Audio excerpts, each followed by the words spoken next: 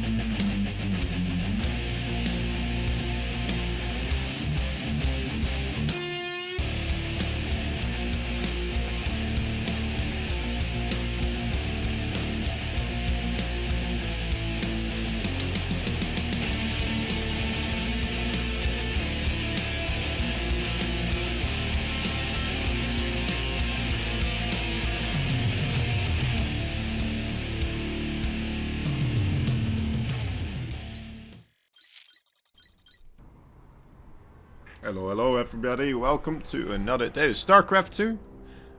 Today we're going to be going into a match between two pretty darn solid players, I have to say. We are already set up in the lobby, so let's see if both these players are good to go. And we'll just get started with game number 1, of course. I'm talking about INnoVation and Solo. You've been looking at their faces for a while now, of course. So you know what? I'm just hoping they'll both bring their A game, and we'll get ourselves a good couple of matches here. It's still a little bit early, so excuse me if I'm not too energetic right now just yet. I'm sure it will come in later on as the games do continue onwards. We will just get everything sorted. Alright, both players giving the ready sign there. We're gonna get things started here pretty darn quickly. We're starting off on the new map, Pillars of Gold, because, well, it's a pretty interesting map. I thought it was the one of the new maps that, well, I'm not completely sure who it favors just yet. I've only had a small brief encounter on the map so far myself. I thought this one would kind of facilitate pretty reasonably well against, well, for Zergs, but also for Terrans. There's some nice setup spots for siege tanks, but you know, there's also very big open areas in the middle of the map. So I feel like you can really try to pick and choose your battles here. Perhaps a more aggressive Zerg would be a little bit more favorable, because that would allow him, of course, to kind of playgate where those fights are taking place. So, for example, over here in the middle of the map, you have a lot of different alleyways, a lot of different attack paths, a lot of open area overall in general, where you can try and make use of. But, of course, in these main bases, you do have yourself quite some restrictive space as well, right? A tiny ramp here. Not that big of a ramp here either. And some pretty abusable spots, I'd have to say, for siege tanks. And, well, anyway, we're gonna have to wait and see how those are gonna be made use of right now.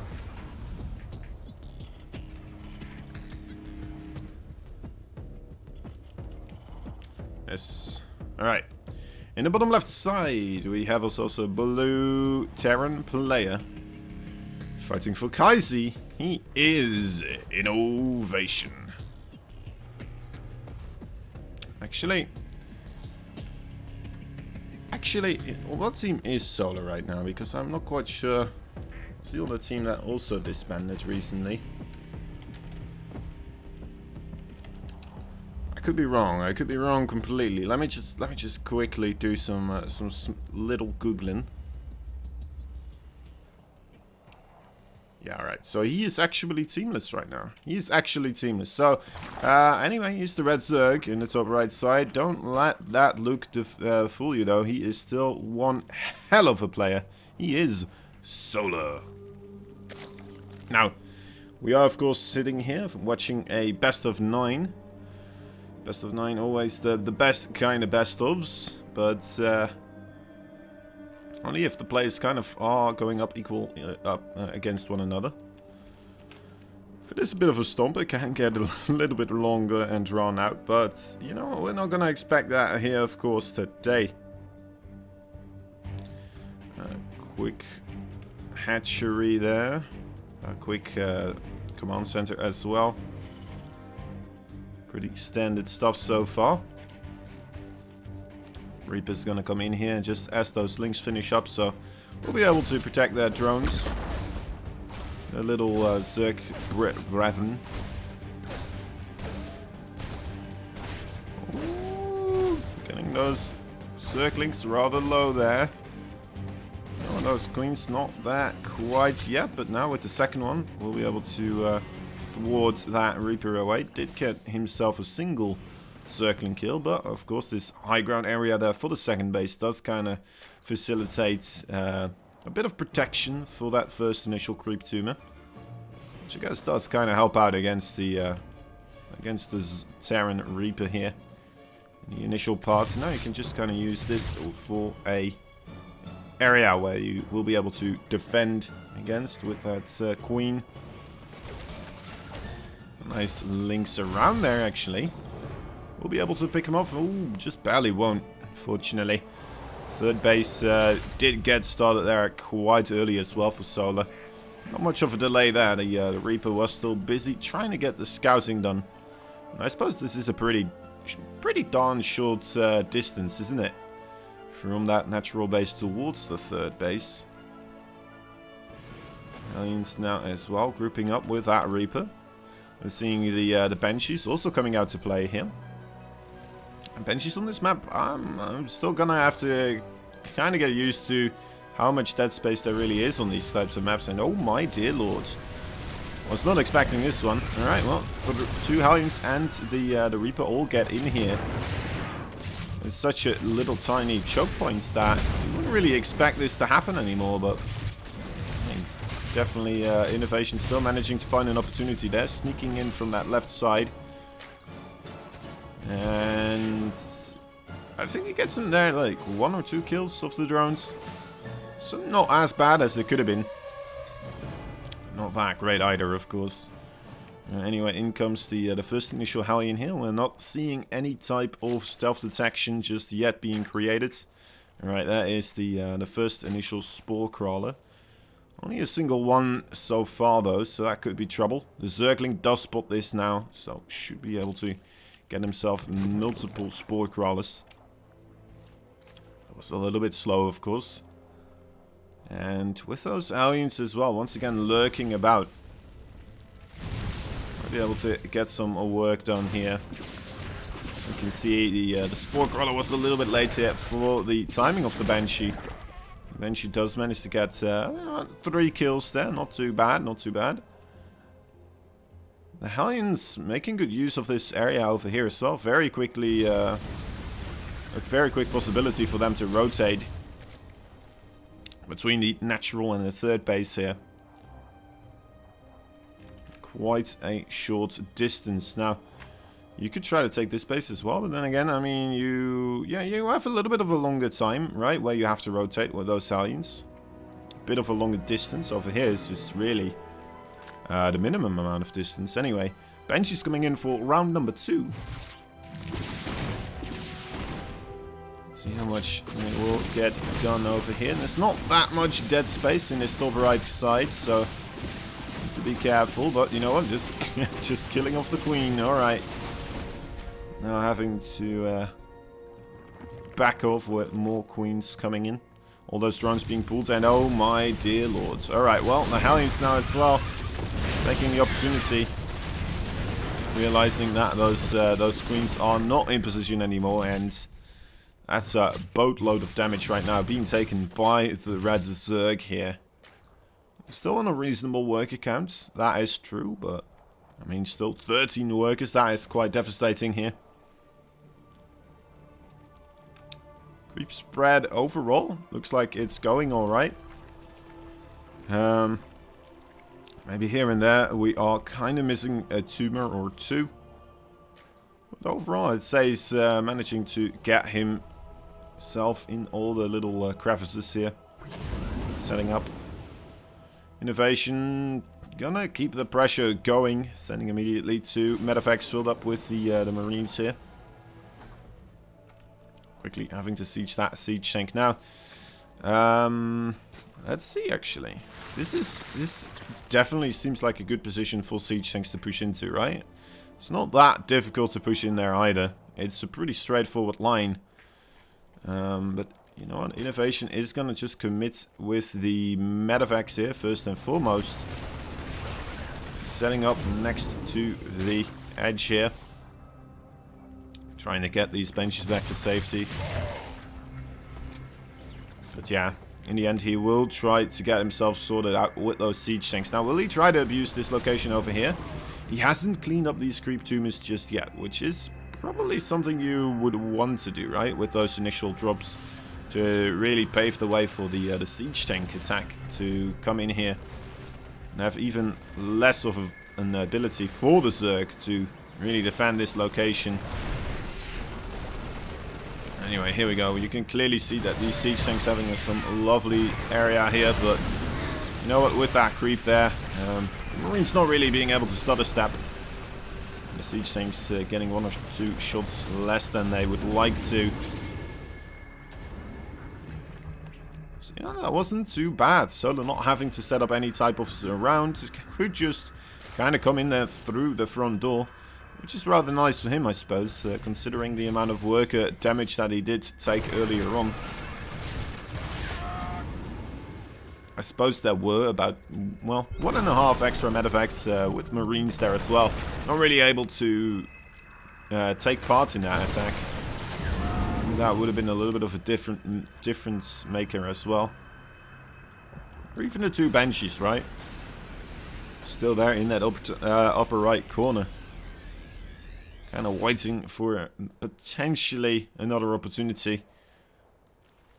It's going to be rather rough though with the little amount of HP that they do have left. But yeah, it's basically a battle for who will be able to get the map control here. Will it be the creep? Or will it be the drops so far? It looks like, you know, INnoVation doing a pretty darn good job. Only a couple of areas here. Really having that creep being spread out continuously. Middle of the map a little bit dry here. You did take out the rocks though, so no longer will you be able to really take advantage of that place there. INnoVation putting his command center on the low ground. Wants to grab this potential other 3rd base as a 4th base. Pushing through the middle now. Let's see what he will do. It's like, alright, there's no more rocks here. And without these rocks here, I'm not quite sure if this is the best way for you to push in. I think maybe trying to push through this location could be a little bit more advantageous, but could be wrong, of course. Quick pickups there. Good thing he did go into the less hurt medevac there. As the low HP one definitely did get picked off. But yeah, right. Let's see what INnoVation will be planning to do from this location. Trying to set up as much up against that high ground edge here as possible. The clock is definitely ticking here with the Vipers in production right now. Of course, they will need them to get themselves some energy as well, but as soon as those are out, that should be pretty easily cleaned up here for Solo. You know what? He's not even going to wait for it. He's just going to go for it here. A lot of Banelings connecting to the siege tanks, and he just barely doesn't have enough. Kind of underestimating the overall amount of Marines that would be waiting and lurking in the shadows here. Coming in again, you got to be careful. Those Banelings still quite numerous, but you know what? The Marines are more numerous in this situation here. And it looks like, yeah, without the Viper support, there is just no chance there anymore. Solar has to tap out, and yeah, INnoVation takes game number 1. I wasn't quite sure if that was still going to work with the rocks being removed, right? It definitely seemed like there would be a nice opportunity there for Solar to just kind of set up shop on 2 locations and immediately push in. Because it seems so easy to set up the flank there, but not gonna be the case. Didn't matter too much. Anyway, we'll have to wait and see what the next map will be that is picked.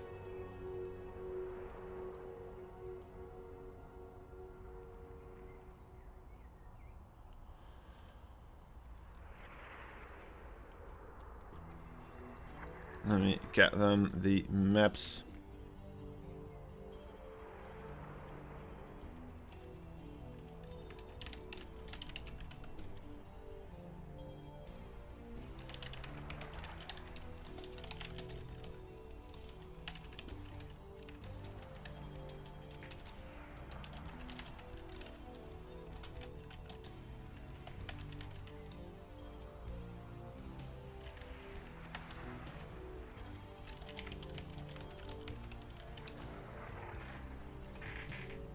Alright.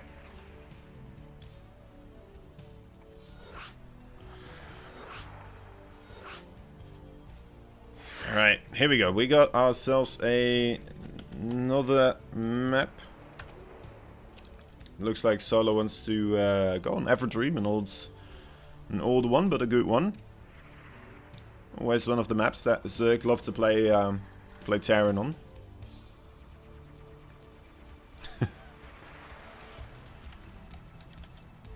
Alright. Solo being like, you know what, I don't think I know about any of these new maps. Just do whatever. Probably didn't realize there were some of the old maps as well still mixed in. Right, we got everything sorted here. Of course, guys, don't forget we do have ourselves a winner's interview afterwards with the ever so lovely Hajin's son, who will be taking part, translating for us, whoever is going to be winning here. You know what, maybe if Solo wins, that would be pretty darn cool. Because then we wouldn't necessarily need a translator, I suppose, as his English is pretty darn impressive, probably better than mine. But anyway, regardless of all of that, it's just always nice. Always nice. Here we go. Game number 2. Bottom left side, we have ourselves a red Terran player fighting for Kai Z. He is INnoVation. Top right side, we have ourselves a blue Zerg. He's teamless right now. I guess he's fighting for Into the Clan. So a lot of people are. Anyway, he is Solar.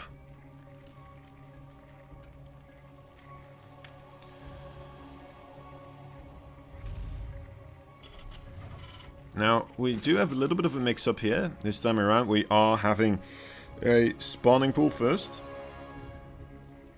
I'm gonna try to catch INnoVation off guard here a little bit. And, you know what, it's always interesting seeing players playing on the new maps. We will get probably to a good amount of the other ones as well. Let's just hope that INnoVation doesn't 5-0. That would mean we would be missing out on at least 2 of the maps here. And then we could always hope that one of them will be a Golden Wall or something like that we do miss out upon. I'm pretty sure Eternal Empire, also still within the map pool, will be picked, as that is just a lovely macro map. Usually nobody really is too opposed to play upon. Well, we'll have to keep that one in mind anyway. INnoVation here, coming across with the ZvT scout initially. We'll see that the hatchery is a little bit late here. Gonna walk into those 2 links as well. 4 links, moving on by, trying to stay hidden here. I'm gonna force that Reaper potentially to stay across the map here, but he's still gonna go for it. Alright, so I think because he sees these 2 links over here, you might suspect Solo to be a little bit more defensive. Okay, no, he still moves backwards. It's a smart call here, just sending enough to try and deny the kill on that SCV there, and that's exactly what he does right now. Solo splitting off his Zerglings. A very smart play here. Quick, nimble thinking and clicking of those mouse buttons. Where he will be able to just get himself back to safety there. With as many links as possible.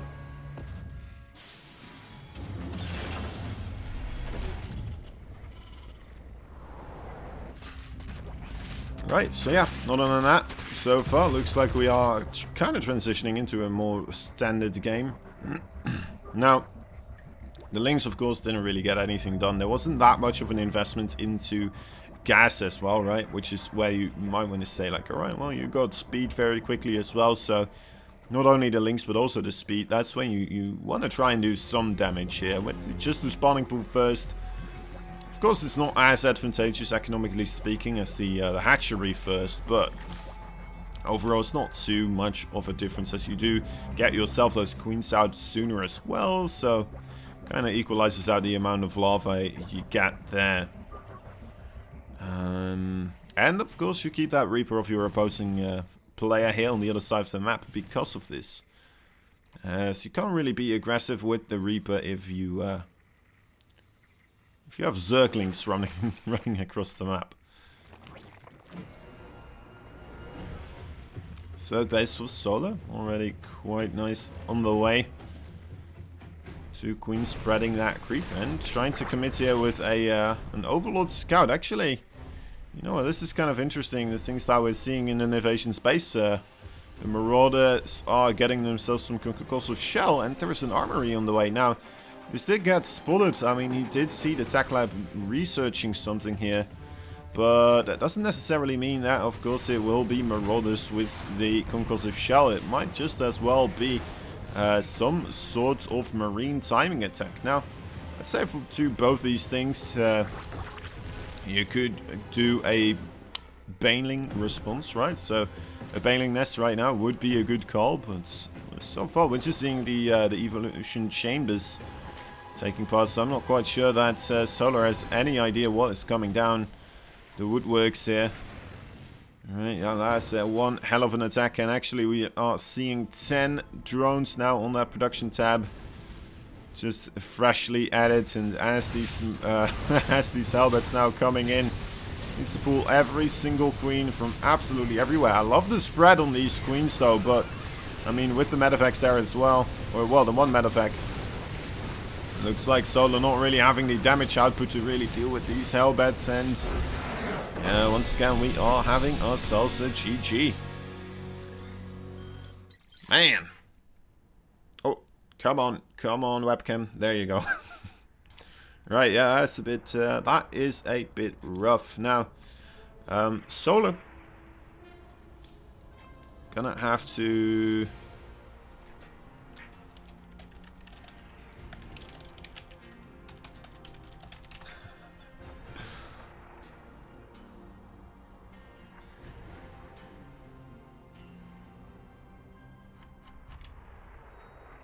Right.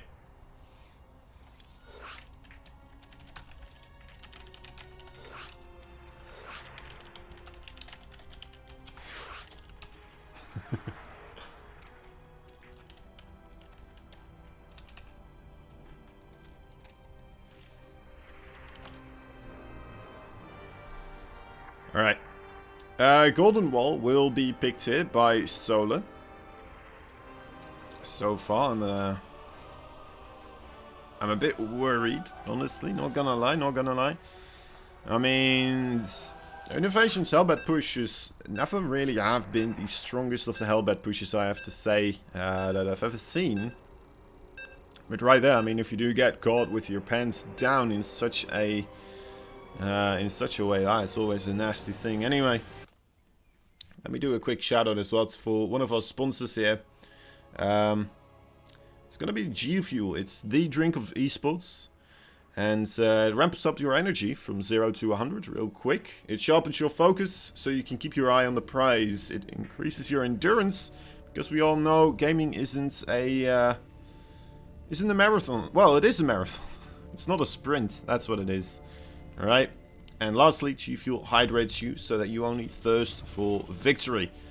G Fuel, the official drink of esports, and also keep you hydrated, which is also pretty darn important, I'd say, as we are increasing the heat in the upper hemisphere here. Of course, summer is coming. Alright, anyway, on 2 points already. It's the red Terran here. He's decided to do a little bit of aggression himself, it looks like. It's none other than Kaisi Gaming's INnoVation. In the bottom right side, we have ourselves a Blue Zerg, representing only himself. He is a Solar. Let's see what he will be able to get done. 2 barracks here being constructed, closely tucked away. For a moment I thought that was a Zergling. It's not, though. It's an Arubu. Whatever the hell an Arubu is. Apparently you can't follow a Arubu. That is pretty interesting. Oh, that is so unfortunate, isn't it? Oh, look at this. The tiniest of little edges there. And we'll not get the early scout on this. He's making himself that second hatchery here on the low ground. His second Overlord is coming back. We'll be able to spot this SCV here. Coming from a weird angle, and now also sees the Marine. Losing this Overlord would be absolutely devastating. But looks like he will be able to get himself into that dead space here in time. Yeah, you do not want to get supply blocks here as well. Now, So it looks like he's just gonna let this base be destroyed. Which might be the best call, actually. As I'm not quite sure what else you can do anymore in this situation, right? Pulling a lot of drones, you're gonna lose a lot of drones. Trying to make Spinecrawler as well. I mean, you're gonna make Spinecrawler slower than he is making bunkers, and that's never a good sign. Still will try to get himself the queen out from the low grounds here. Is he gonna try to commit to save this still? Just a little bit of time left. I'm not so sure. Okay, no, he won't. Sending that queen up to the high grounds here.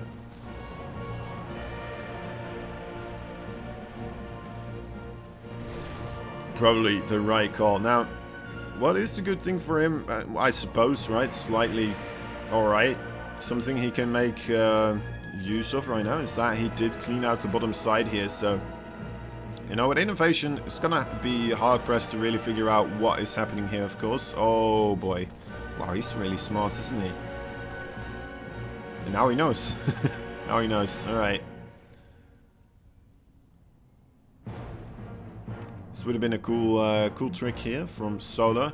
Mining out the middle area, so he would be able to circumvent the backside, get on top of the reinforcements, probably get a big surround as well, maybe some counter-aggression here before those marines really could retreat, but INnoVation not gonna let that happen, denying those drones from really mining out that area. Now, Solo does clean up the front doors, so that is gonna be okay again. Is gonna get his expansion up on the bottom side instead of the top side.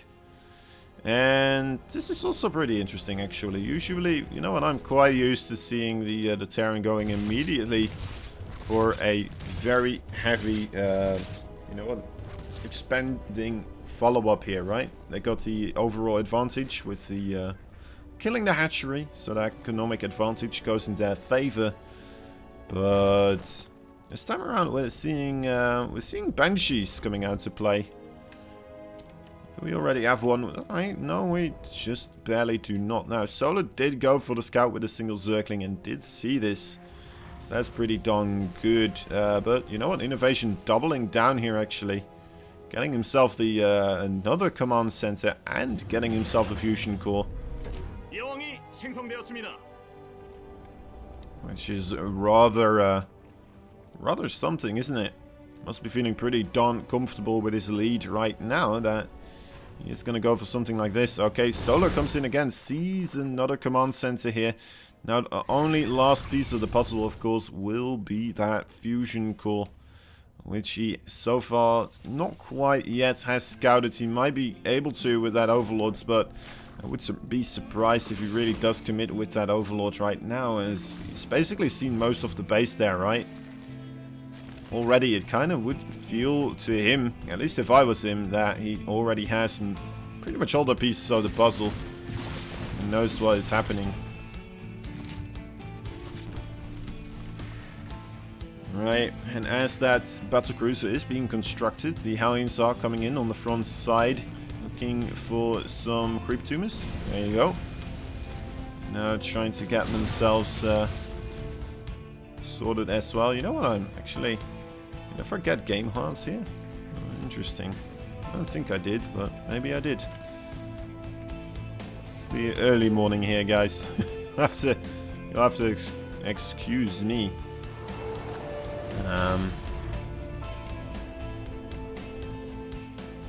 Right, well, Spire for Solar on the way, and a Baneling Nest.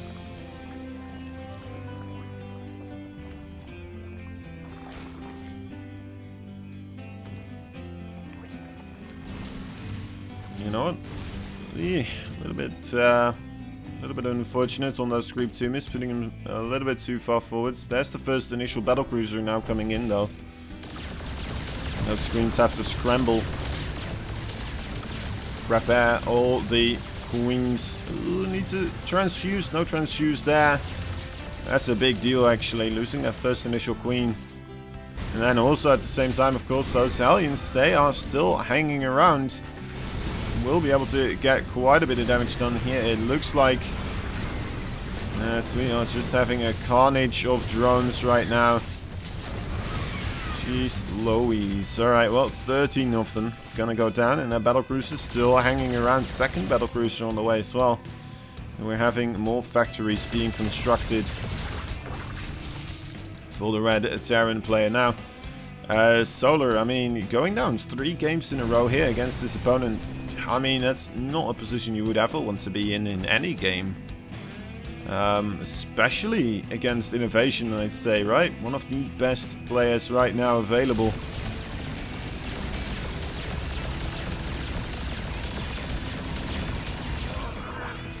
Not the GSL champion, but you know what? Pretty darn close to it, alright? Now, instead of Corruptors, we have Solar going for the Mutalisk style. Which, you know, I do appreciate a good Mutalisk style versus the battlecruisers. You know, they still do pretty okay against one another. It comes down to just how well you get the engagement going, of course. Like this, for example, of course, never really a good thing.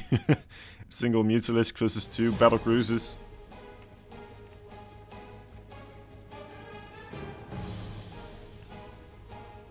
And remember, guys, we will have, of course, a winners interview as well afterwards, after the game. So if you want to ask these players some questions, or, well, one of them, the winner, of course, make sure to think about it, put them into the chat. We will get ourselves a couple of those questions asked here.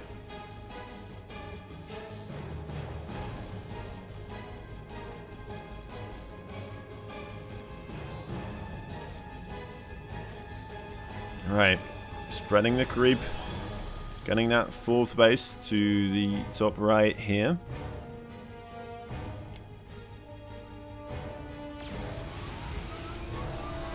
Ay. Wait a moment, what happened with this one? I think, oh, he may have double targeted one Mutalisk there. It's the only explanation. The only thing that can stop a Yamato cannon is by mis-targeting the same one that you already killed. It's unfortunate there were a lot of Mutalisk there, but yeah, to shoot the same one, I guess it does happen.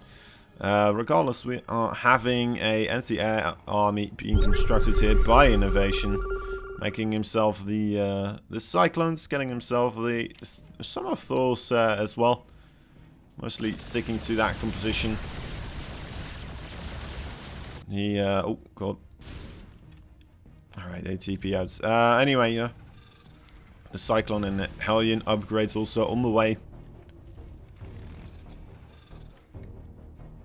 The Blue Flame and the Mag Field Accelerators, is that what they're called? I always forget. Such a weird name.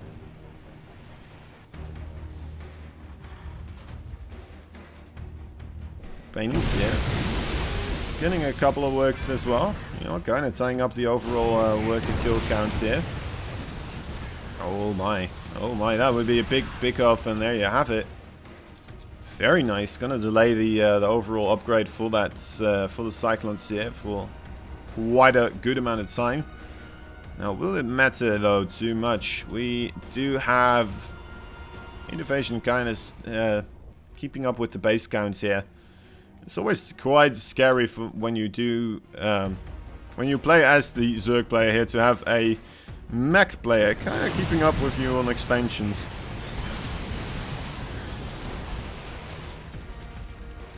More workers do get killed off there though.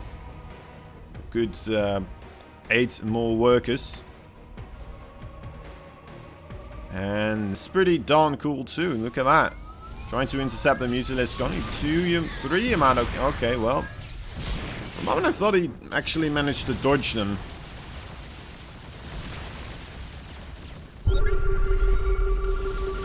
Fortunately, he did not. Alright, well, this Battle Mech army looking pretty darn terrifying now. Not only Hellions and Cyclones, but the battlecruisers here now, of course, as well. Corruptors being mixed into Solar's army now, too. Wants to get this sorted out. The golden base here having been taken by INnoVation now. Just casually being mined from. take a look at what Solo will be able to get done with these attacks right now.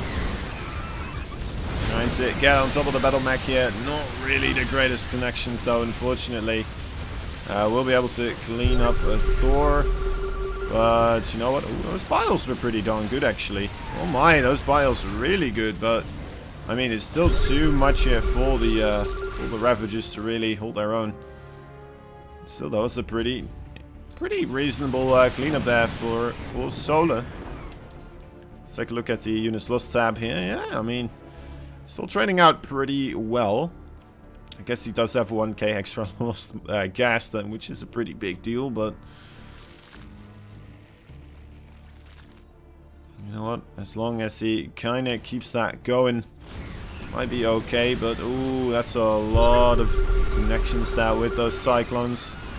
Let's see, Banelings, don't blow up onto the Thor, please. Need to be super careful here. The micro for INnoVation does seem to be pretty darn on point. A lot of those Banelings only now coming in here, but not that much remaining for this Battle Mech army. And INnoVation gonna potentially lose himself a base here. Ooh, at least a good amount of SCVs. Look at that. Still, once again, 13 more workers gonna fall. But he is retaliating. Just sending in a battlecruiser here. No transfusions kind of taking place. But you know what? For what price? He is losing 2 bases here, it looks like. Not much he can do about that. Cyclones now as well being sent across the map. He's like, alright, well, if you have everything over here, you must be weak at some point. This battlecruiser, it's like he killed 5 queens or something here already. It's pretty darn nuts. I feel like 1 or 2 extra transfusions there would have absolutely turned the tide of battle. But jeez Louise, 156 workers lost now for INnoVation here. His army supply not that impressive either, right? Only at 60 versus the 80. Now, he might still be able to get a pretty reasonable trade here as the Banelings are still being produced. There's not that much creep right now, and the army of Solar is on the edge of it. But here we go, alright. In come more Banelings. No real chance to turn around here anymore. Just managed to clean up 1 or 2 more of those, but in the end, not the most favorable trade for Solar, but he can take 1 or 2 trades like that now. It's not the end of the world for him. He needs to get himself more of those Banelings. At the top side, a couple of Hellions looking to be pesky, flaming teenagers. Getting poked by the pokey sticks.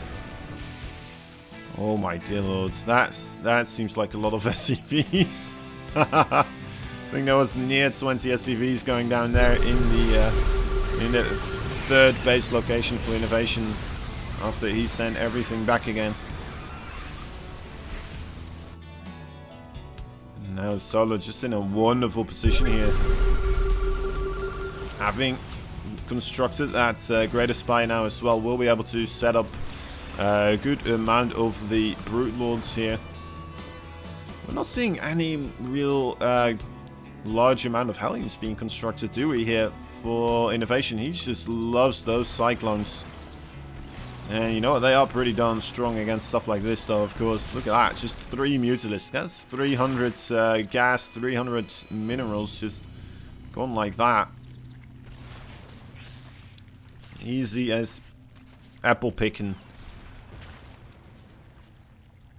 Now, they don't do as great against the Zerglings, of course, in higher numbers. Nor do they do that incredibly well against the Brood Lords, as they usually kind of struggle to get through the Broodlings, and without any Hellions to kind of clean those up very quickly, it's going to be very difficult for the Cyclones to get underneath the Brood Lords. Especially considering the amount of Banelings that are here as well. Do make it very difficult for the Cyclones to get the lock-ons there. Alright, finally some Hellbats are joining in there as well as a couple of Cyclones on the top side here. Looks like Solo will be taking some damage. But these Broodlords, they are the everlasting threat, of course. You know what? This might be a pretty nice location, though. No, okay. Losing the will to micro there. Did clean up a base there of his own as well. And now just moving back towards that creep with this battle mech army. Did lure lure Solar into the into this base right here, though, of course. Denies more further mining. Makes things again once more rather difficult here for INnoVation, economically speaking, as he already is kind of struggling here, tight for cash. Not having that much remaining, just a couple of Cyclones. There's no Thors whatsoever. Needs to get the Loxons onto those Broodlords. There we go. Does manage to get one. But it still feels like this should be enough for Solar to try and push himself into this golden base here. Let's see. Yep, alright. INnoVation agrees. GG is called, and there you have it. First game going into Solar's favor here. Wait, am I forgetting a map? Let's see, we played on Golden Pillars.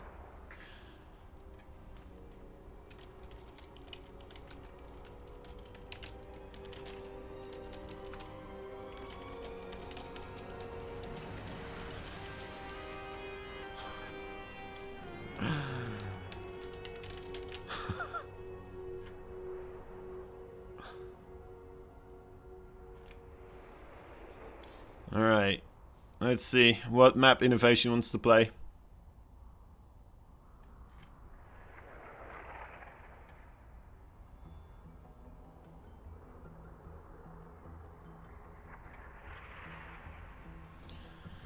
Alright guys, 2-1. That's of course very crucial here for Solar. Did definitely need to get that sorted here. Cannot afford to let the game go too much into INnoVation's favor. INnoVation going for Death Aura, man. I mean, if anyone picks it, I think that's a good player to do so.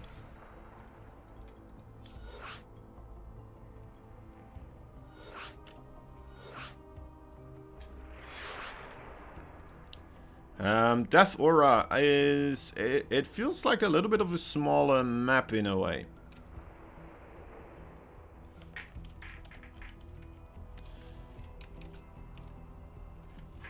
Definitely does. It's a fancy map though, to be fair, but it does kind of feel like one of the... let me take a look actually.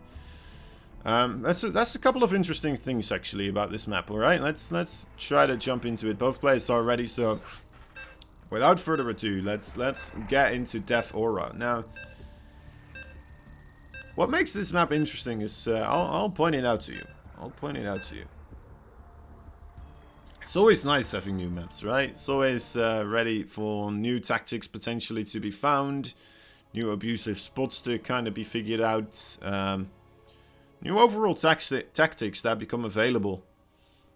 Just switching things up again, and it's always a refreshing breath of air. Alright, let me get this sorted. Guys, welcome to game number 4 in this best of 9 series between the red Terran in the bottom right side. We have him called INnoVation. Well, he called himself INnoVation. We haven't called him INnoVation, but... Anyway, in the top left side we have ourselves a Blue Zerg. He is Solar. Now, it doesn't appear like INnoVation is too bothered with playing a macro game here. I mean, the one game that he did lose was off the back of that Proxy 2 Rex, and it was off the back of him getting the kill with his Proxy 2 Rex as well, right? Anyway, it is going to get scouted here. It's a bit unfortunate that we don't get that much time to talk about this map. But anyway, let's try to squeeze some in anyhow. This map, it seems like you don't have that much space overall in this main base. Until you are pretty much already strapped up to the side here. We do have a drone pool for this, by the way, as well. Another thing is that, once again, it does have some pretty nice places for 2 base siege tank attacks, I suppose, but it's also a little bit reminiscent of the Simulacrum map, right? With having these types of I forgot the name.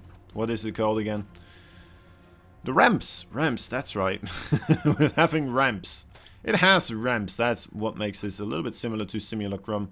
As there's 3 of them, and you will be able to get yourself those 3 bases relatively easily in that in this setup over here. Now the difference, I suppose, is that you will have them in a triangular shape, so it might become a little bit easier for abuse for drops and flying units, which makes this a little bit for different map as well. You have a fair amount of dead space behind the bases too. And, oh, that's a nice, almost a very nice surround. Needs to safeguard that first initial drone here, but you know what? After holding that proxy 2 Rex, Solo's got to be feeling pretty darn solid about himself here.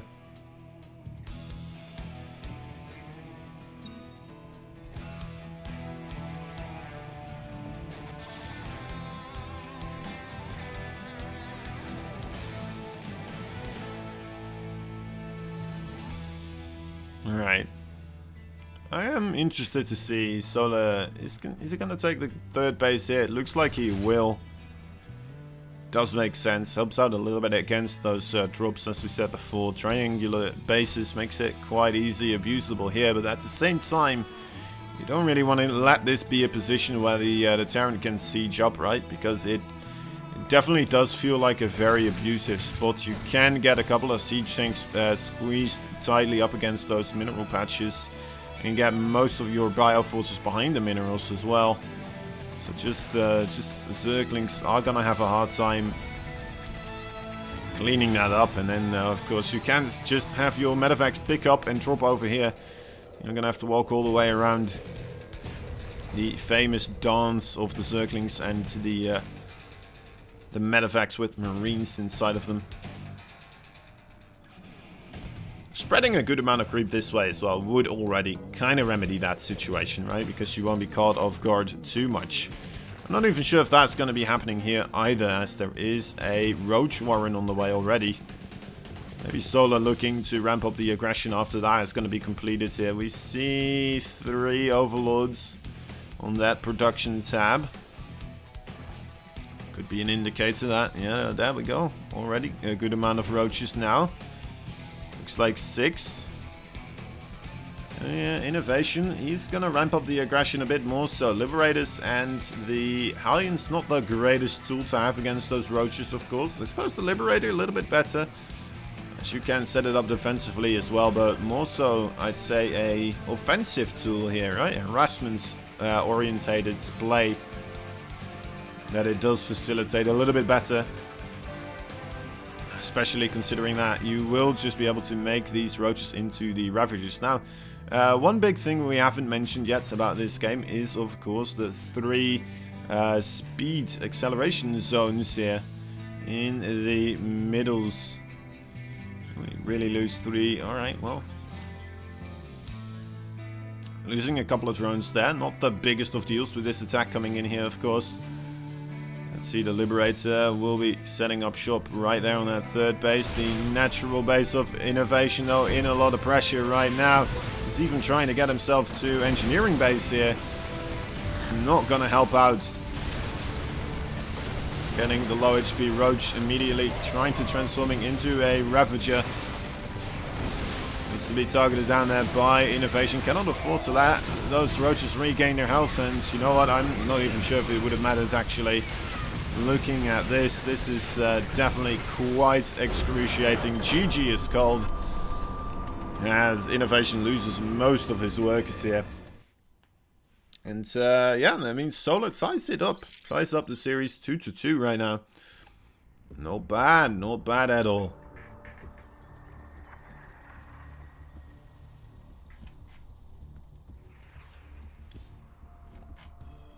Alright. That means INnoVation, once again, is going to have the map choice. And he's going to go for Ice. Ice and... what was it again? Chrome. Ice and Chrome. So, you know what? INnoVation being willing to just play around with these things a little bit more. So, makes sense in a way. Solar probably would like to have the victory here a bit more so, as INnoVation is kind of used to being like, you know, I can just have this as a testing ground, right?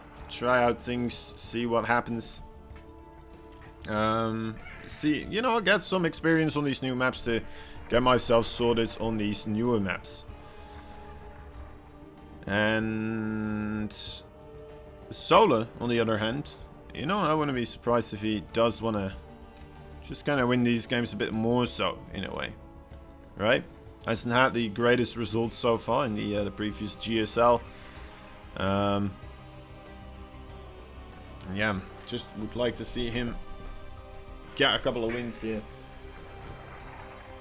Anyway, let me grab a quick drink. As well. So, as we load up for this one, I'll be quiet for a moment. Alright, there we go. Alright, game number 5 already here. Let's get things rolling. So far, not really having been going into those big macro plays, have we? Most of the time, one of these players being able to kill the other one with a nice timing push. Now, of course, the one biggest macro game, I suppose, was on Golden Wall, but I mean, it was mostly just, it was off the back of that 2-Rex proxy as well, so it was a weird one.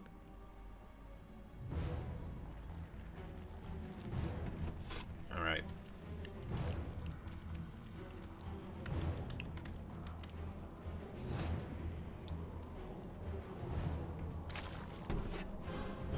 Ah, man. A cold beverage.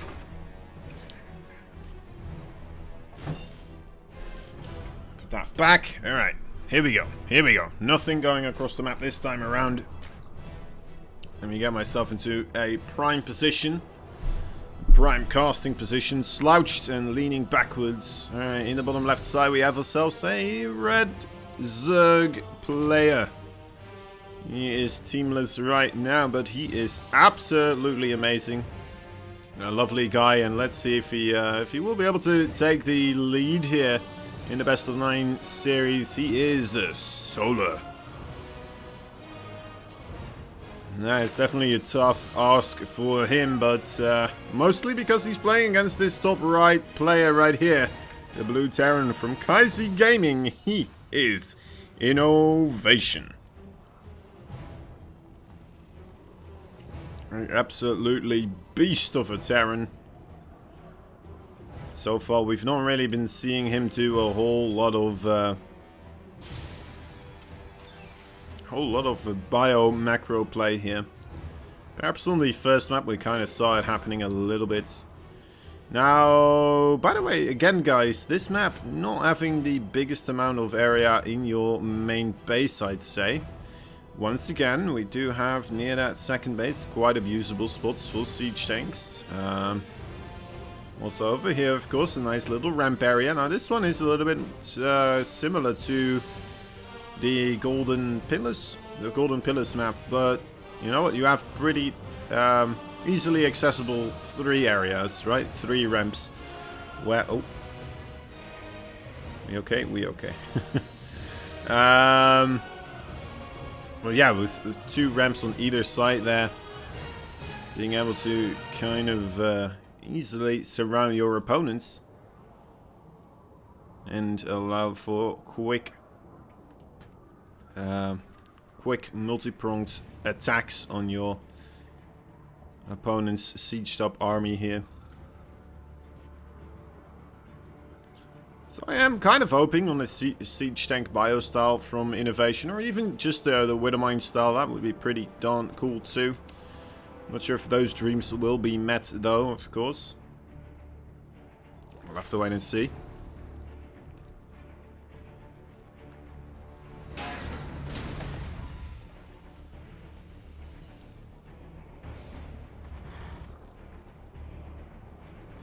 keeper getting the full scout on that third base. So both players just kind of chilling, setting up shop.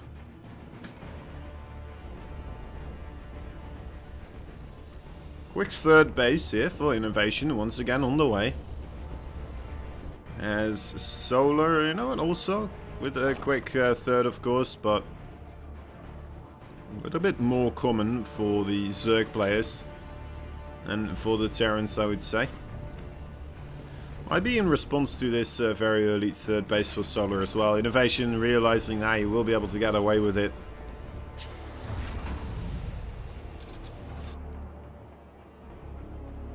And this macro, I mean, he is probably one of the best, if not the best, Terran macro players, right? I mean, it's just absolutely nuts what this guy can do.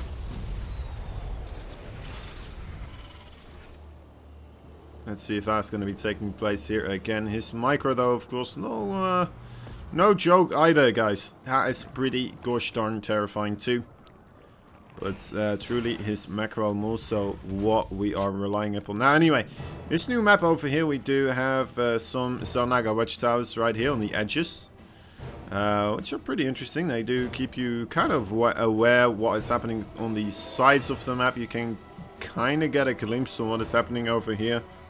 You don't see everything moving through the middle though, I believe, but I could be wrong on that, actually. Let's see if he's going to take this one. We might have a little bit of a help.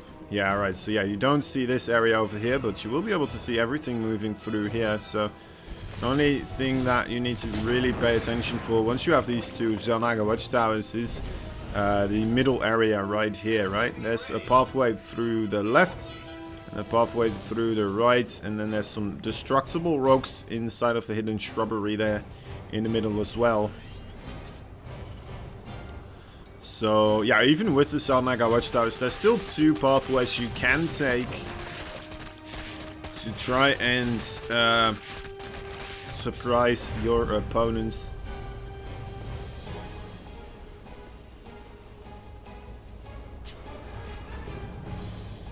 Spire on the way now as well, once more. Has been working out pretty darn nicely for Solar here so far.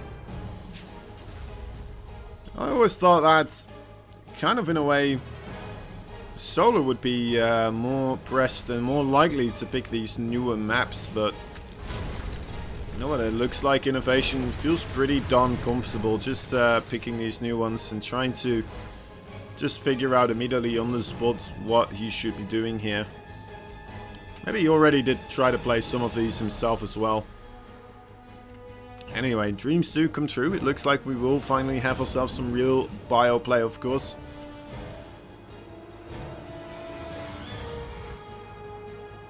And that against the Mutalisk as well, so... plus plus. 2 pluses. A double plus situation. This again here, pretty nice spot for siege tanks, right? Good cliff area there, something you can definitely try to abuse. Or even setting up shop right here on this low ground, and looks like a pretty darn good spot as well. Not sure if INnoVation is going to have the time to really get himself in there.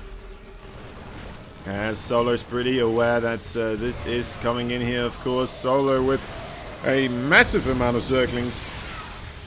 Will be able to clean this up. He loses all of his banelings though, which, you know what, is pretty expensive, especially if you only take out 2 siege tanks really here. So it does become more important now for him to try and get as many of these Marines and medevacs killed as well. And he will be able to get both the medevacs.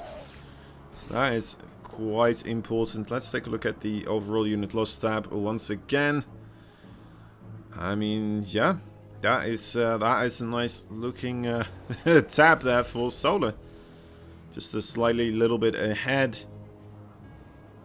And as the Zerg, that is it's always wonderful for the Zerg when they will be able to find themselves in a position where they are actually ahead in the overall trades.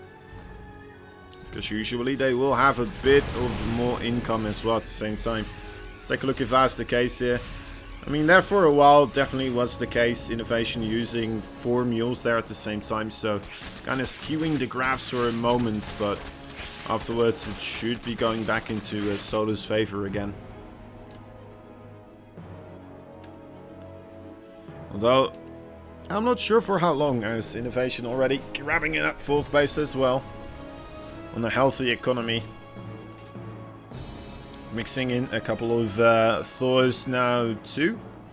And looks like he is completely ready for the Mutalisk inside of that main base. Not gonna allow that to do real damage right now. Ooh, the drop just barely skirting on by there before the Mutalisk can intercept, but might still be able to want to get that. Alright, there you go. Another great pick of that for Solar, and he's really doing some great work here. INnoVation struggling to find his overall momentum in this one.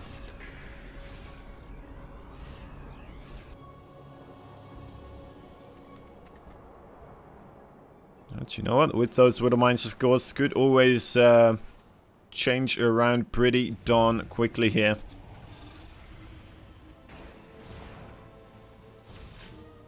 Hive tech on the way. Oh, be careful. Be careful. Mutalisk very, very fragile, as we all know. Whether it is you losing a Mutalisk flock because you just weren't watching for 2 seconds, or killing a Mutalisk flock because, well, apparently they just walked over your Widow Mines or Thors. Just a big ball of Marines even, right? So much stuff that kills Mutalisk. Need to use them to pin your opponent down, keep them defensive. That's not what we're seeing happening right now. We are seeing INnoVation, in fact, moving across the map here with quite a massive force. The Widow Mines do... well, one of them gets set off. Actually, 2 of them, never mind. One more there in the back. Just a single one remaining. And that seems to be enough to force INnoVation backwards here. Rethink his plan.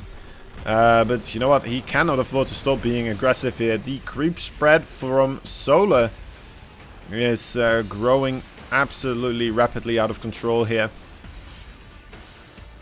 Needs to get this sorted a little bit. Oh boy. Alright, so actually the Widow Mine's not burrowed there, so free exchange there for the Banelings. Can't quite clean it entirely up just yet, as there was a nice position there on the high ground as well towards that ramp area there for INnoVation. Not allowing for too much surface area. But I mean, Solar's just playing for time right now. He's like, alright, yeah, if you spend all your time just kind of cleaning up creep right now, that's perfectly fine with me, mates. I've got Ultras on the way. I've got the 3-3 carapace for the Ultras as well. I mean, it's gonna be rough. It's gonna be rough here for INnoVation pretty darn soon. As Solar, look at that bank as well. 4k minerals already stacked up. Even if he does kill off all these Mutalisks, they are just gonna get instantly replaced by a lot stronger units.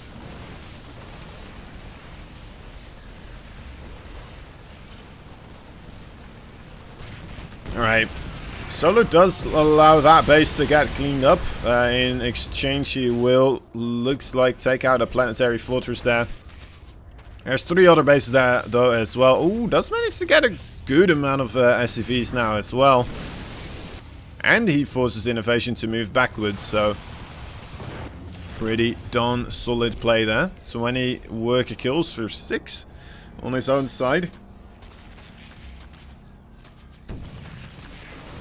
Don't need me to tell you that's a good trade.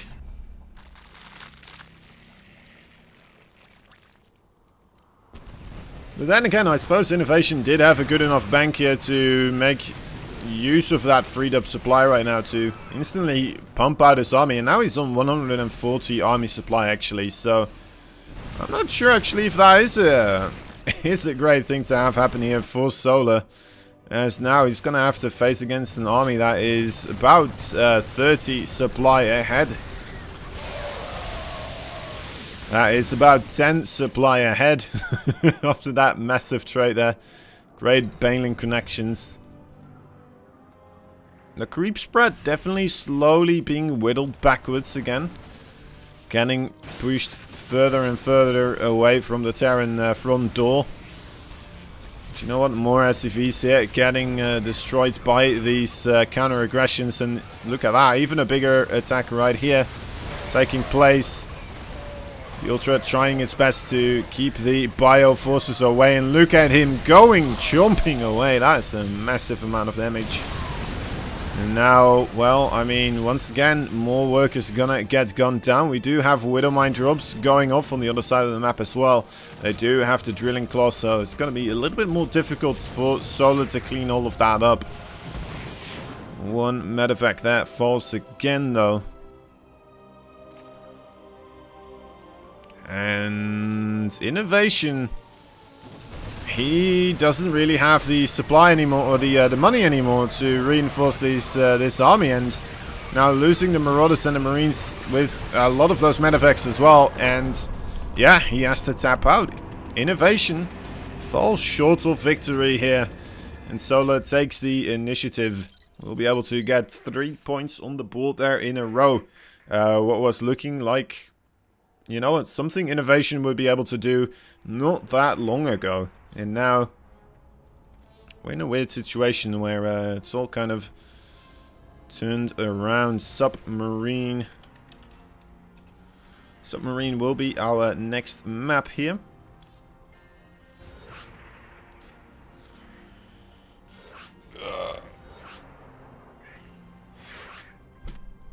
I'm sorry, alright. Anyway. Got the lobby link. Oh, that's the wrong channel. Lobby link. There we go. There we go. Alright. Game number 6. Game number 6. We're going up pretty darn equally here. Let's see if that's going to be the case in this next game as well, right? INnoVation. Will he be able to take another map here? He's not been doing that great in the macro games, I have to say. At least, well, I guess we've only seen the single macro game, to be fair. But then again, the other macro game, I kind of got to mid-stage gameplay. I think also that previous game, actually, none of that really got into the late game stage, right? And it definitely does kind of feel like that is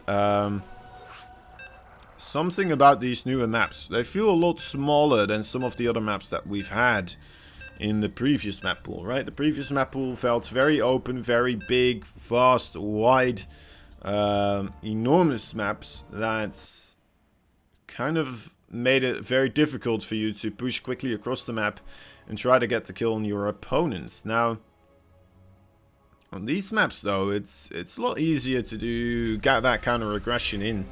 I think the Ice and Chrome map might be the biggest map, but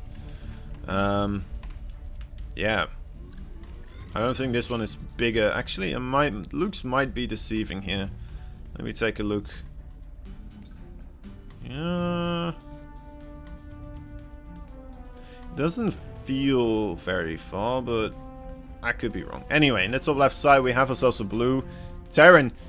He's from Kai Z Gaming. He is INnoVation. Bottom right side we have ourselves a red Zerg fighting for himself. He is a Solar. Yeah, I'm pretty sure that, like, you only have, what is it, 6 bases here on either side, right? So that is has not a lot of bases. That is definitely not a lot of bases.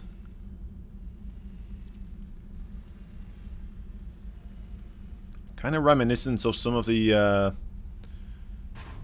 older maps that we used to have, right? The smaller ones. If you go back and look at some of the very first Wings of Liberty maps, man, oh man, those maps were incredibly small. These ones still a little bit bigger, but overall, compared to some of the other maps that we know, of course, that we got to play upon for a long time now, these maps feeling pretty darn small. Now, let's take a look. You do have some pretty interesting locations where you will be able to mount offensives towards as a Terran player. Right here you have a bit of a nightshade situation where you will be able to put your siege tanks onto the close to the edge here and start dropping into that natural base. Also, you can do that to the main base as well, right? So a little bit reminiscent to that purple map in that sense. Feels like there is maybe a little bit more of indestructible and immovable terrain here for something such as Blink Stalkers, but definitely still very doable. You can get yourself into that base quite easily out as well, pretty safely, with the distance being rather long from the main base towards that triangular third base. Other than that, yeah, we do have, of course, a double jump here for the Reaper. And no, you cannot get a siege tank up there. I tried. It's not possible. Kind of looks like it would be big enough, but you know what? They realized that that's probably not something we should allow. And that's exactly what they did. Now they have another one of those signs, the caution sign. It's a little bit big here, a bit bulky, I'd say. I don't like this one as much, but now, well, at least it's clear that there is a jump area there for the Reaper. And then over here it looks like kind of this is another one of those warning signs, but in reality there's a gap there. So the warning sign is just there to, you know, warn your units not to walk in to the hole in the ground.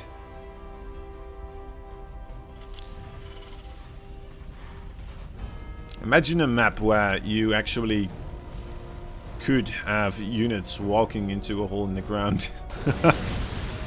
I feel like we would only have Vipers, because then every abduct would kill a unit if you use it on top of that hole, right? That'd be crazy. We're having a roach attack, by the way. Good morning. Good morning, Gozen. Thank you, Gozen. It's a lot of roaches right here. I think INnoVation, you know what, with that siege tank and having a bunker already constructed too. Good amount of SCVs already on the bunker as well. Yeah, look at that. Already feeling comfortable enough to throw down a third command center. And the roaches overall not really getting anything done.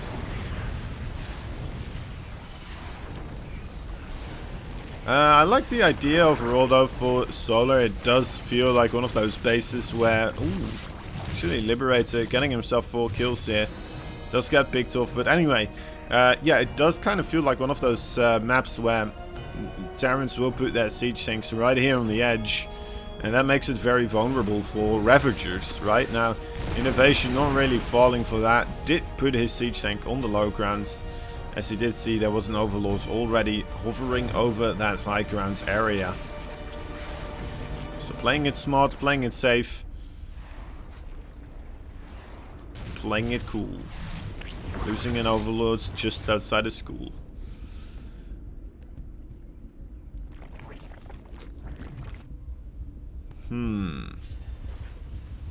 Alright, we're seeing the lay attack getting constructed here. 2 Evo chambers for Solar as well. Does look like he will be going for the macro play here. Just picking off a tank there, just because he can. You know, why the hell not? Is this another Overlord that is going to get picked off? It looks like it will. It's going to cost the Viking his life though, but ultimately, I mean, how many Overlords did he really kill off? It seems like 4. Wow, okay, that's actually more than I thought it would be. Thought he got like 3, but that's pretty darn impressive. Now, look at his siege tank position here for the Terran actually on this map, right? I'd say that's pretty nuts. Again, it's one of those things that is kind of reminiscent of Nightshade. You can put your siege tank up on that little ledge there from your main base, and in this case you can actually cover the entirety of your natural entrance, right? It actually does cover the entire thing instead of just barely most of it, which is what I believe is with Nightshade. I could be wrong about that one, actually. Could be misremembering now. Anyway, pretty darn good setup here. Well, the Biles, though, do manage to get good connections, and now there's only a single siege tank here. I'm not completely convinced that you still want to try and force your way in here. INnoVation kind of realizing that this might not be the most advantageous position for him, so we'll be moving backwards here. Just gonna go for some creep cleanup duty. Just gonna pretend to be Mike Rowe here for a little bit.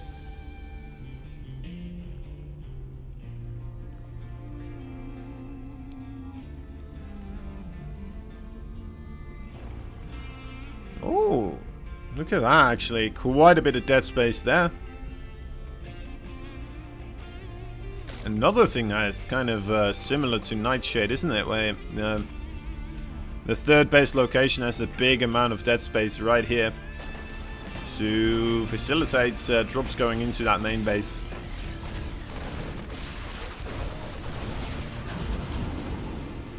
Needs to be careful, but you know what? INnoVation pulling away Solus's forces very far from home. From the location once again, setting up shop right here, and this is a pretty darn strong location now, isn't it? With 3 siege tanks. Looks like Solar will be losing a base here. Not sure what he will be able to get done to save this. Also, there's a drop going off on this base right there. A lot of drones getting destroyed right now, and that's gonna put quite a dent into Solar's overall momentum in this series. Gonna be able to pick off another one of those hatcheries here. Not even a cancel. Aye, aye, aye. And the siege tanks, they do finally fall, but I mean that was definitely worth it. That for INnoVation. As long as he holds on now, I'd say he's in a very good spot. And looking at that army supply, I would be surprised if he doesn't. You know, he's feeling so comfortable that he's even gonna just continue the attack right now. Continue moving forwards across the map here. Deny some more creep and put himself back in this awkward position here for Solo to engage. He cannot engage just straight up here, and GG is called. And that's a very nice position actually for INnoVation to attack from. Making quite proper use of this new map.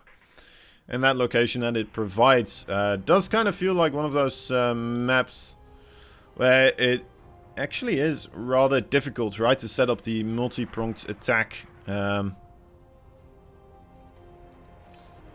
Unfortunately for Solar, I don't even think he had enough units anymore, really, to try and do something like that, right? So,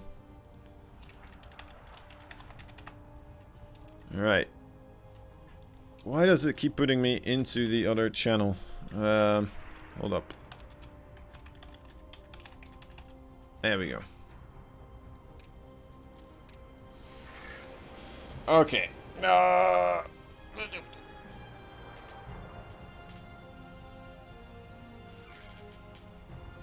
I'm awake. I'm awake. Sort of. Alright.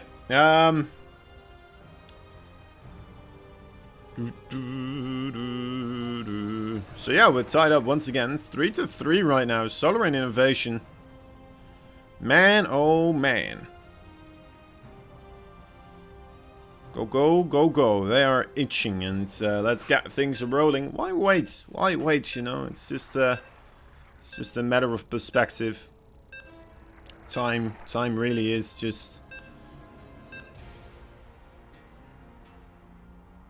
a thing. I don't know where I wanted to go with that.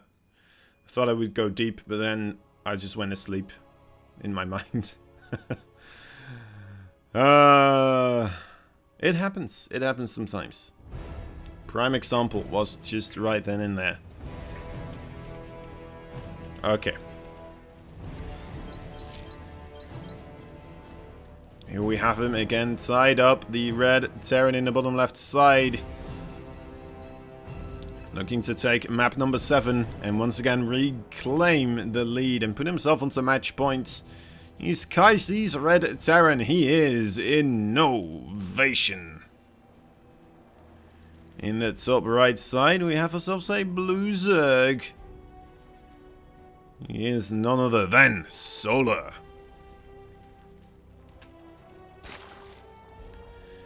And I mean, Solar has been one of those Zergs that is just...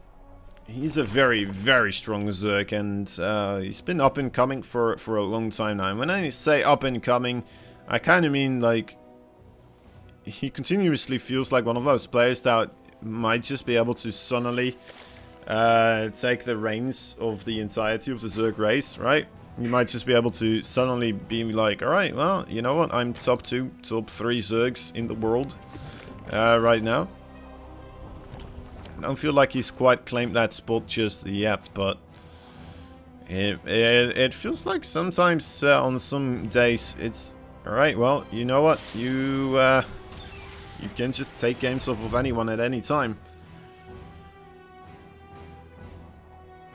That on its own, of course, isn't enough to be considered one of the best, the greatest Zergs. You need to be quite consistent with it, but I mean... That's basically what INnoVation is, right? He is consistent with his victories, and if you go tied up 3-3 against INnoVation, that on its own already, I mean, hats off to you. That's very impressive. Right, so I don't think we need to go into a whole lot of conversation about this map. I think you guys already know what is up. Solar here skipping one of those queens to get that third base a little bit quicker. And later on adding in another queen.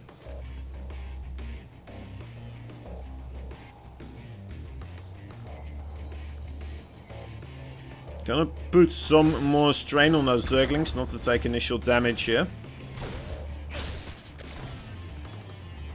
Solar so far staying on top of his micro. INnoVation, I don't think he spotted this. Okay, yeah, he did. He did spot the third base. Never mind. I think the ZvT actually walked backwards. That way.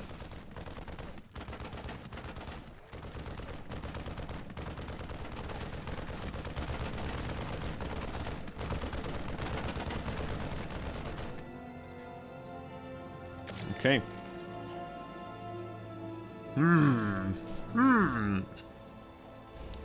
So yeah, either of these players right here now, it's basically a best of 3, right? I mean, there's 3 potential maps remaining. After this one, we'll reset the map pool, and then all the maps will once again be available, including Eternal Empire, including Everdream, and including Golden Wall, of course, as well. But let's hope we will be able to get to see some of those new maps once again. The death aura definitely does have a ring to it. I mean, it's probably one of the most gothic maps that I've ever heard.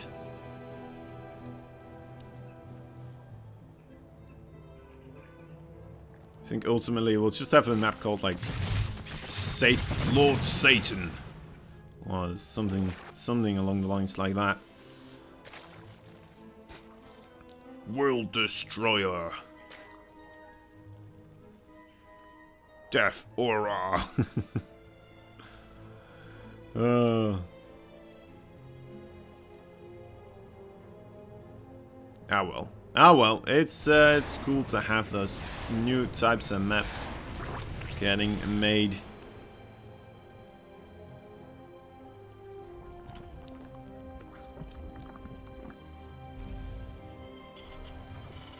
Livening up the scene.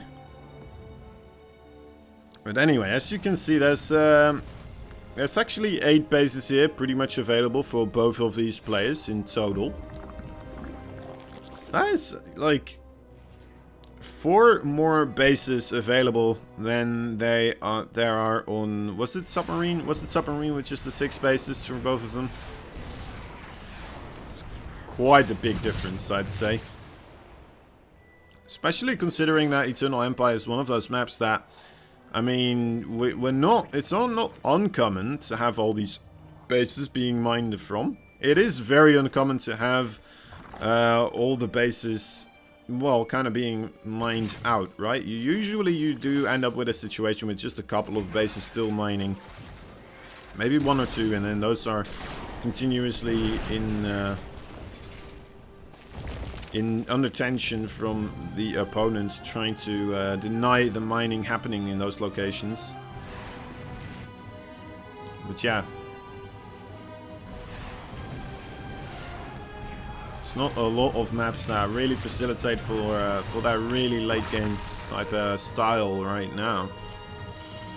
But we do still have Eternal Empire, so that's pretty darn cool. What's this? What's this INnoVation? Trying to destroy some of the wildlife here. Perhaps he saw an army of ants walking around on the ground there.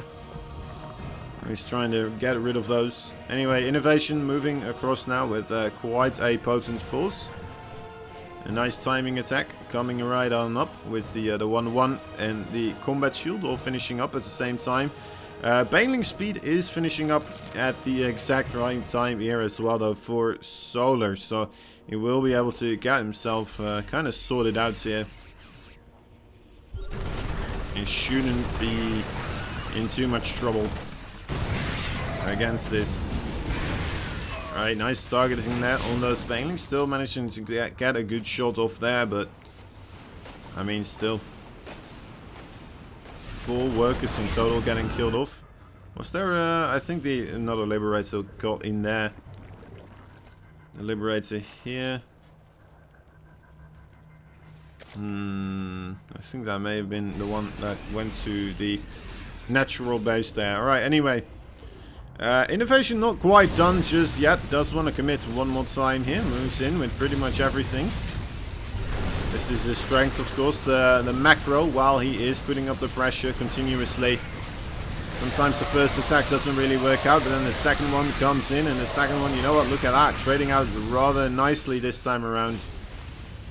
And forcing, of course, Solar not to go up to that comfortable 80 workers count.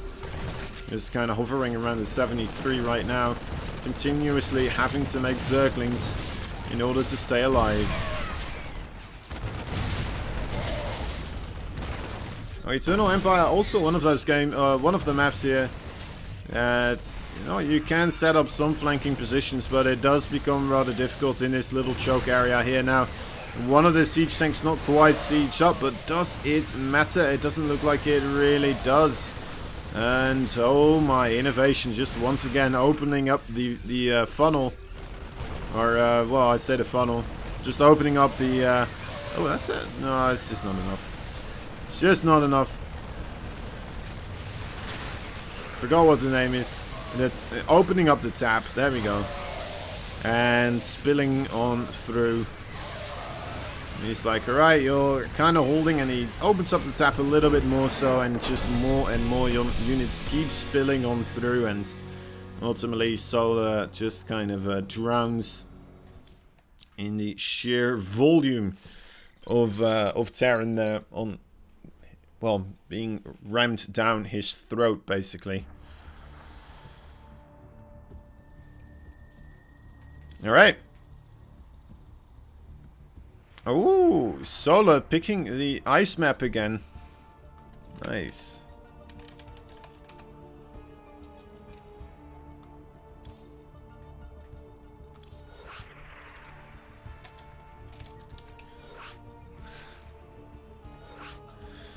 It's cool to see.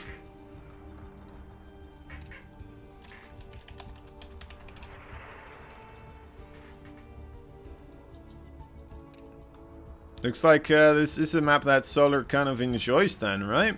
I mean, he had no idea about this map beforehand, is what he said, and now he's like, you know what, I kind of dig this. He could have done the Everdream as well, the map that he went for beforehand, but this time around, you know what, Isenchrome, it definitely worked out well for him the previous time.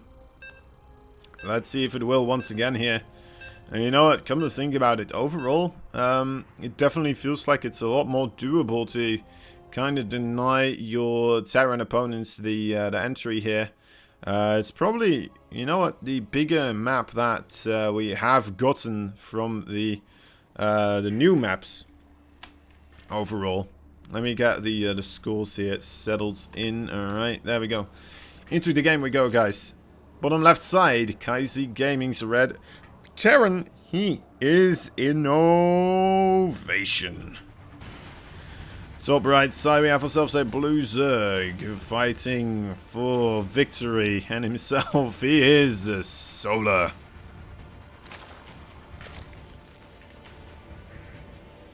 Alright, so, I mean, yeah, let's take a look overall. If you walk all this way, you'll have to go through the middle, and then it is quite a distance indeed until you are at your opponent's base. Definitely something that favors the Zerg here. They love to have the time to prepare, make more banelings, stuff like that. And try to just be as greedy as possible here, of course, in those earlier parts of the game. There's some awesome things in this map as well. I always love these ice maps. Look at that. This is a building that's actually cold. Look at it shiver. I don't know. I didn't know buildings could be cold, but obviously that building is cold. Somebody get that building a coat. There's another one over here. You can just hear him. That's what the inside of a building looks like. We never know because our buildings don't have walls that open up like that. Anyway. Alright. Remember, guys, we are going to be asking the winner of this series some questions in a interview, so do stick around for that one. And if you want your questions to be answered by the victor, definitely think of some, put them in the chat as we get the interview started. Once again, a very quick third base, it looks like, from Solar. Actually, a little bit slower than the previous time. We'll go for the second queen beforehand. Looks like he's just trying to do similar things as he was doing the previous time on this map. It was one of the maps that he won, so I mean, as long as he can kind of recreate that situation, might be able to get himself sorted. Okay, INnoVation now seeing there is in fact a third base.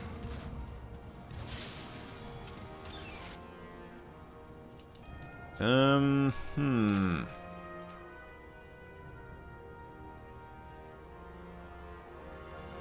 fourth base as well, of course, that you could potentially take going down straight in a line. Reaper here.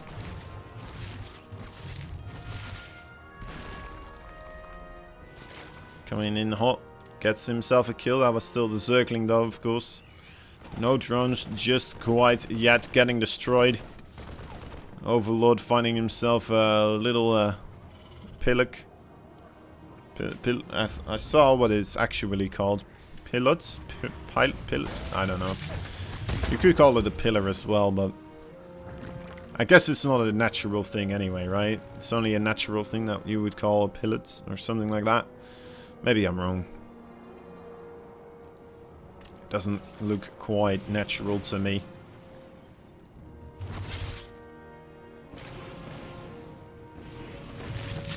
Heavily gridded geometric shapes, usually not natural. Alright, Reaper does finally fall. Did kind of get a good glimpse of what Solar is doing though, of course. Didn't see any roaches. Some pretty good hefty drone supply there. And is gonna stay home now with the Hellions for the time being. He's trying to clean up any type of Overlord presence on the top left side map. Top left side of the map. Not the top left side map. It's not an entirely different map there at the top left side. It's not the case.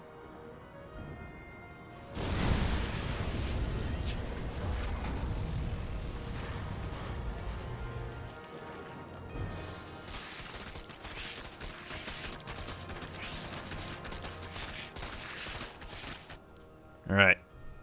Now, that's quite a good amount of Hellions here. There's only 4 Queens available right now. INnoVation not wanting to YOLO with only half of them here either. Some of them did have a reasonable moment there where they may have been able to push on through, but looks like Solar is on top of things. So it has a good amount of creep spread as well. Will not allow these Hellions access anywhere. Also keeping alive pretty darn nicely against the Liberator here. Oh, the Hellions once again. You know what? This time around might be able to get themselves some damage. No, the Lynx just in the nick of time wrap around there. We'll be able to safeguard the drones from Hellfire. And the Liberator here getting shot down by the Queen. Only 3 workers getting picked off there. That's a very solid defense for Solar. In return, gets himself 3 Hellions, a Liberator, and a Reaper, of course, as well.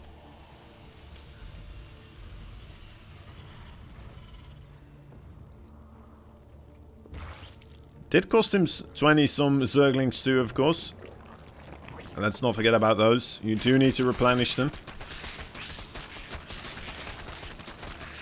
Cleaning up these rocks is a nice thing to do as well, of course, for the Zerg. I love that Solar's focusing on this. We'd like to see this one as well being destroyed. As this just seems a very viable spot for any type of a push to come through for a Terran play. Of course, any type of Widow Mine, something like that could do quite a bit of harm in such a tight choke.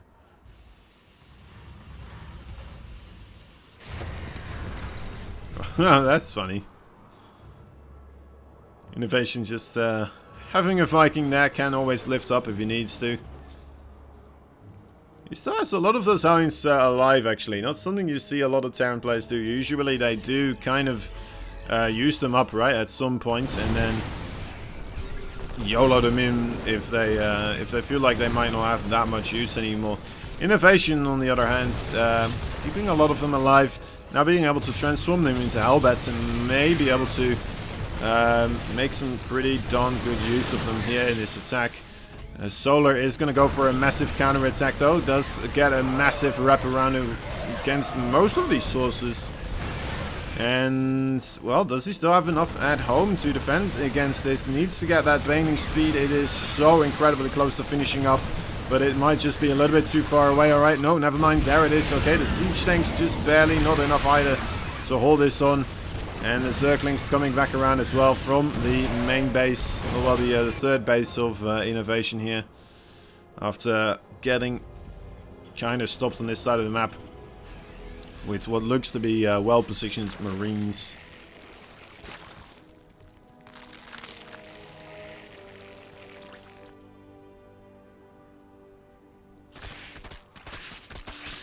Okay.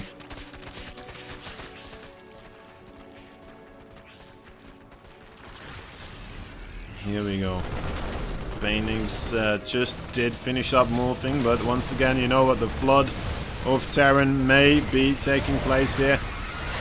And that's not too much Zerg right now available. Army supply for Solar very, very low right now. 40 only available. 85 for INnoVation. If he wins this fight, he may be able to just take the entirety of the series there. Oh, nice targeting on those banelings. A couple coming from behind, but all getting picked off by the siege tank. Alright, INnoVation just barely having enough here, it looks like, but oh my dear lord. Okay, with the reinforcements, this could still be a boatload of trouble. Sees the banelings morphing. This is not the best time for those banelings to be morphing here. I don't think they're going to be done in time anymore. And that is very unfortunate for Solar, but... Oh, my dear lord. Is he going to be able to hold on just one more time here? This is his final chance, but the supplies, they are not looking good here for the Blue Zerg. And GG is called. INnoVation takes it. We'll be able to get the series 5-3. And you know what, that's a very nice job there by Solar, getting himself 3 points on the board still, after going down 2-0. But you know what, looks like that was unfortunately all he had. INnoVation once again kind of showing why he's such a terrifying opponent, doing these sort of timing attacks that are very common, but always seem that much more potent when INnoVation does it for some reason. So alright. Let's go for that winner's interview. Also, of course, guys, remember, we wouldn't be here without our sponsors. G Fuel, the official drink of esports since 2004. G Fuel has been providing top gamers such as PewDiePie and Dr. Disrespect with energy, focus and endurance. They've just released their new flavor. This is an old flavor actually that I'm talking about. That's unfortunate. Right. Oh well. Sorry guys. Go check it out. They have new flavors continuously. And well, maybe I don't know the exact flavor, but all sorts of different flavors are coming in continuously, and they have the limited editions collector's boxes. And they add to a prize pool. So go check them out, guys. If you like yourself some energy without the down period that comes with the sugar rush, that is definitely the way to go. It's a lovely formula. And alright, here we go. Here we go. Let's try to do a little call here with INnoVation and Hajin-san.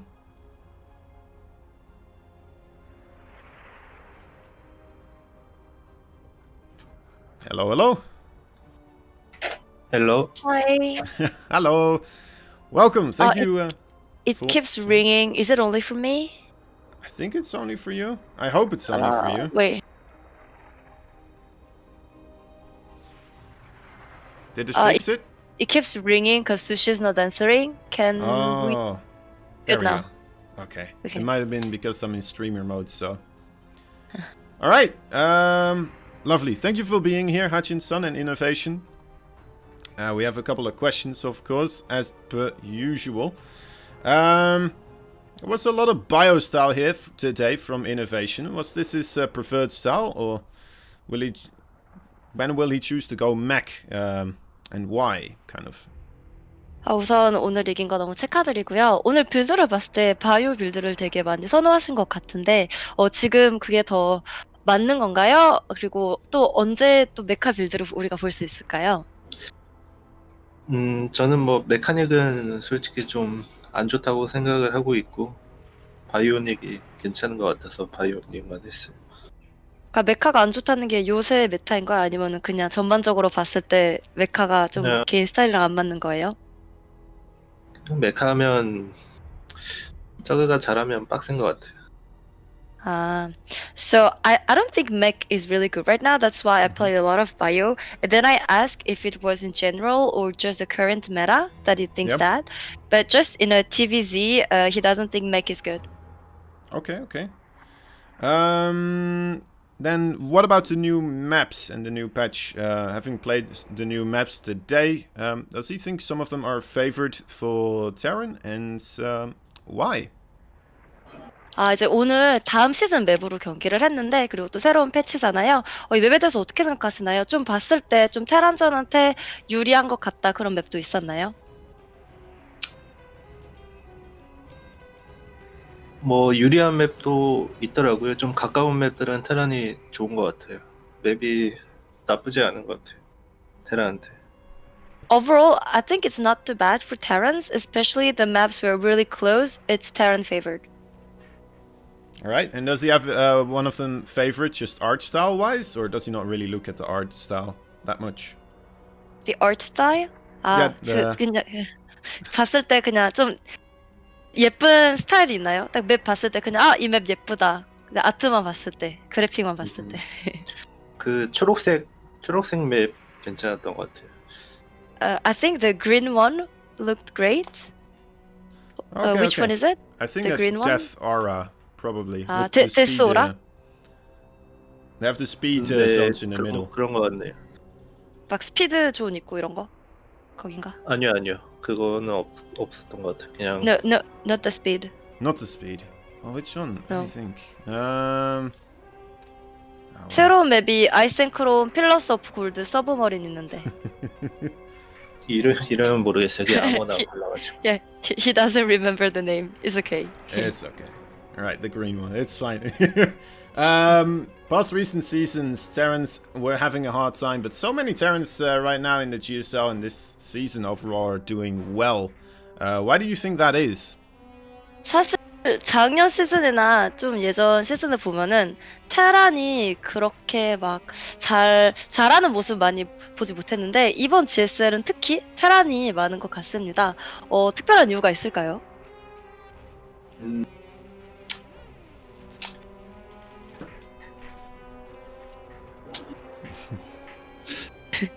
모르겠네요. 패치가 딱히 된 거는 아니었는데 그냥 테란들이 좀 영리하게 하다 보니까 딱 시기가 잘 겹쳤던 것 같아요. Well, I don't think it's really the patch because there haven't been a big change, but just the Terran players in general, we played smarter. Maybe yeah, and I think it just everything happened well. There was the new patch, and then we started playing better. But it's not especially the patch. Okay, okay. Alright. Well, it kind of makes sense in a way. Alright, so recently he has played in a lot of online tournaments on the US servers against EU opponents in such as TSL and stuff like that. Can he tell us his thoughts on the global tournaments being online and how much harder that is, especially against opponents such as Rainer? 최근에 온라인 경기가 많이 있었어요. 안 그래도 시국이다 보니까. 그래서 막 유럽 선수들이랑 미국 서버에서 경기도 하고 막 TSL에서 그런 경기를 네. 치렀는데 어때요? 그렇게 약간 원래 이제 해외 선수들이랑 원래 오프라인으로 해야 되는데 온라인으로 진행되고 있고 진짜 많이 어려운가요? 특히 레이너 같은 선수랑 경기를 할 때 많이 까다로울 것 같은데 어떤지 얘기해 주세요. 저는 그 핑 같은 거에 좀 민감한 편이어가지고 오히려 더 이제 경기력이 좀 안 나오는 것 같고 그냥 불편하네요. 네. 렉 걸린다는 게 좀 힘든 것 같아요. 테라 입장에서는. So, I'm really sensitive to the ping, and so I can't perform as usual when I play online. So it's really uncomfortable. There's some lag. So yeah, it's hard to play online tournaments. So does he think that Kareen should try to practice for that a little bit more so sometimes? Because it does kind of seem to be, with not that many offline events happening right now, it might be the way things are going. So does he feel like they should try to prepare for that a little bit better or practice for that? Or 요새 이제 또 시기다 보니 이런 온라인 대회가 더 잦을 것 같은데 혹시 이렇게 특별히 연습을 해야 될까요? 좀 핑 높은 환경에서 연습하는 걸? 글쎄요. 연습까지는 사실 뭐 굳이 잘 모르겠고요. 그냥 온라인 대회니까 뭐 편하게 하고 있습니다. No, I think it needs special practice with high pings. They're online tournaments, so I'm just participating in a comfortable way. I'm trying to stay relaxed. okay. Let's see the final question for today. Who does he think will win, Cure or TY, and why? 자, 그리고 오늘 마지막 질문 빼먹을 수 없겠죠? 이제 조금 후 시작하는 GSL 결승전 김도욱 선수 대 전태양. 누가 우승할 것 같고 이유를 왜 그렇게 생각하시나요? 뭐 제가 태양이 연습을 좀 도와주긴 했는데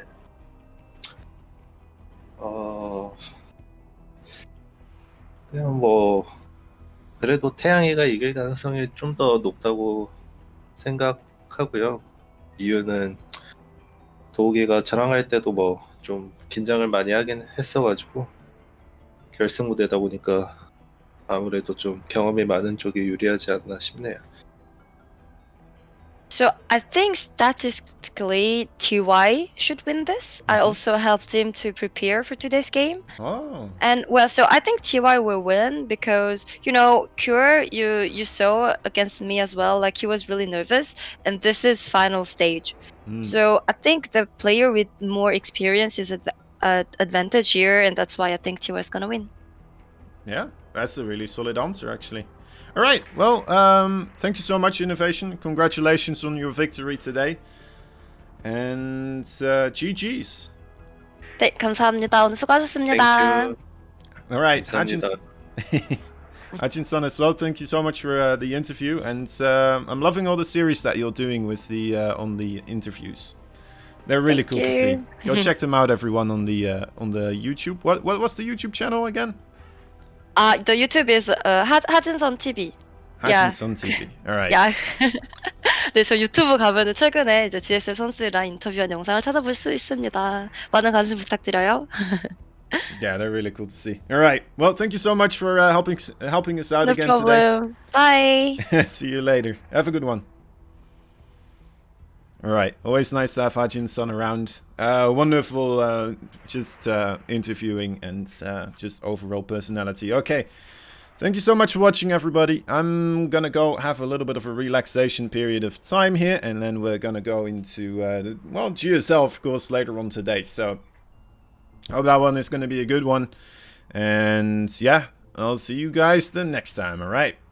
Have a good one. Bye bye.